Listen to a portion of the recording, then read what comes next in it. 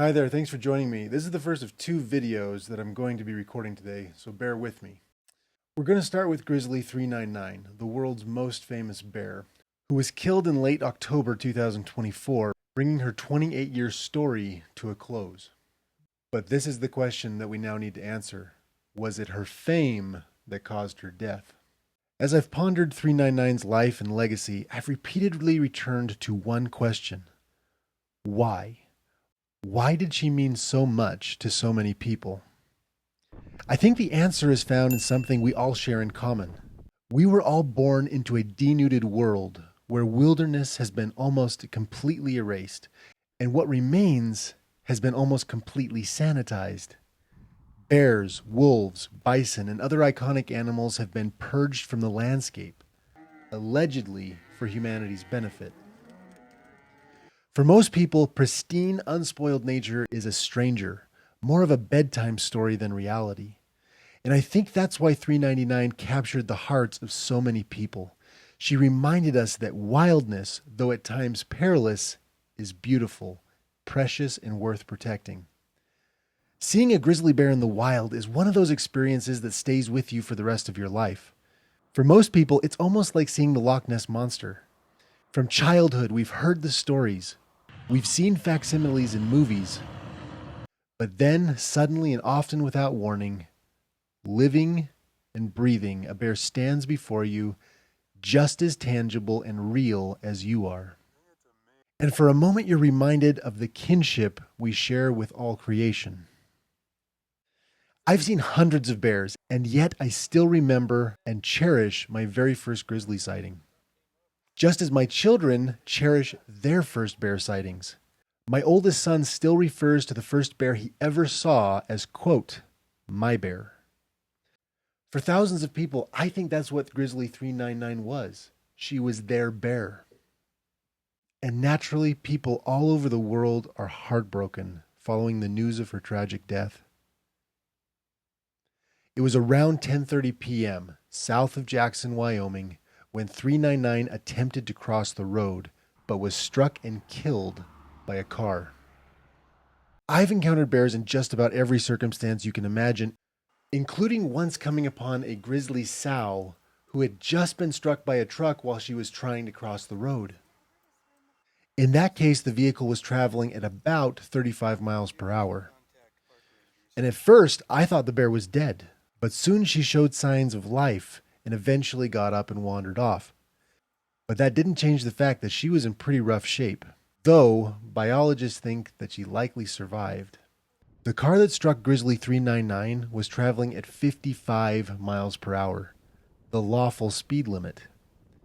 In consequence of the collision, the car was rendered inoperable, and Grizzly 399 was killed instantly.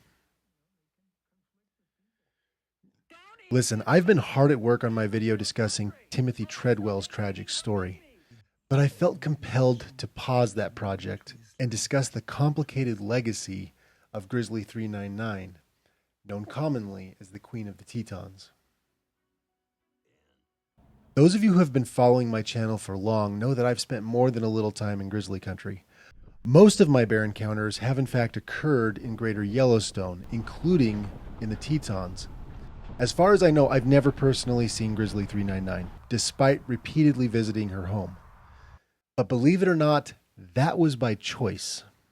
I had all the opportunity in the world to track her down and add some photos and videos to my grizzly library, which I could then share here on YouTube. But over time, I became convinced that doing so would have done more harm than good. For years, I have worried that 399's story would end exactly as it did, in an accident or worse. And if you've seen the PBS documentary about Grizzly 399, you know that there have long been concerns about her comfort around cars and people. For years, she walked a narrow line, flirting with disaster. And had she been any other bear besides the quote Queen of the Tetons, she would have been euthanized years ago.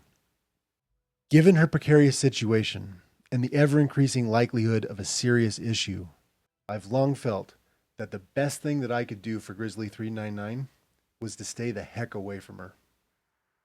There are several bears I've encountered repeatedly over the years, and I'm to the point where I know many of their faces. And I'm not the only one. There are a number of celebrity bears in Greater Yellowstone, though none as famous as 399. These bears mean a great deal to a great many people. They mean a great deal to me because they allow us a priceless glimpse into a precious world that we humans, in our DoorDash dystopia, have mostly forgotten. But we need to be careful. Once we start treating wild animals like celebrities, family members, or friends, we've crossed a line and will ultimately harm what we wish to protect. This is the long-standing issue in our national parks, and something that I will discuss in my upcoming examination of Timothy Treadwell's story. Wild animals that become accustomed to humans and roadways are not only more likely to have conflicts with people, but are frequently killed in motor vehicle accidents, like 399 and her cub Snowy before her. I want you to think about this. Only 8 of Grizzly 399's cubs have survived to adulthood. That's roughly 44%. But at least one of her adult offspring was euthanized after raiding homes and fridges. But now, with 399's death, her 1-year-old cub, nicknamed Spirit, will almost certainly not survive. Best case scenario, we are looking at a roughly 38% survival rate. That is statistically no different than the roughly 35% survival rate of grizzly cubs in the wild. While living nearer to people and roadways may have somewhat cushioned 399's cubs from more natural threats, in the end, it doesn't appear to have made 399 any more successful at rearing her cubs than her more wild, non-famous kin. Now, don't get me wrong, it's thrilling to see a bear so close to the roadway, a mother grizzly with cubs especially so. But I can't help but feel a great swell of anxiety for the animals who demonstrate unnatural comfort near people and roadways. Bears, like all wild animals, are safest when they maintain a cautious distance from people, roads, and development. 399 played a game of Russian roulette in her adult years by raising her cubs near roads and people. She survived for 28 years, which is long for a bear, but not nearly as unusual as internet fan pages would suggest. The truth is, Grizzly 399's longevity was largely artificial and directly tied to the preferential treatment she enjoyed courtesy of her internet fame. More than that, Grizzly 399 has raised generations of habituated cubs that have spent most of their lives near roadways, who are hazardously comfortable around people. We're unlikely to know the full cost of that behavior for years to come, but it is something that should very much concern 399's fans. This is going to be hard for a lot of you to hear, but Grizzly 399's existence was not the fairy tale cooked up by the internet and a handful of photographers who have made their living fueling her fame. In fact, her invented celebrity and the manner of her death echo another tragedy from years ago. So here on the streets of Paris, people are mourning the loss of the most photographed woman in the world. Just like Princess Diana before her, who was hounded to her death by the paparazzi, the manner of 399's death was almost certainly a direct result of her fame. There are lots of good grizzly moms out there, the best of which, like human moms, will never be famous. They'll never be the subject of social media fan pages or news headlines. But they will live their lives for their cubs, teaching them, raising them, and protecting them. Honestly, I have never found fame to be much of an indicator of success. I don't place much stock on celebrity in the human world, and I value it even less in the animal world. Right now, somewhere in Greater Yellowstone, there is a grizzly mom raising 5 cubs simultaneously. Others are raising 3, others are raising 1. And just like the landscapes they inhabit, they all face challenges, both natural and man-made. And they could all use a little of the admiration and understanding that 399 enjoyed in such great abundance. Grizzly 399's legacy is complicated, but there is absolutely no doubt she turned the hearts of countless people all over the world to wild spaces and the wild animals eking out a living on society's ever-expanding margins. Grizzly 399 was a mama bear, acting as you would expect a mama bear to act.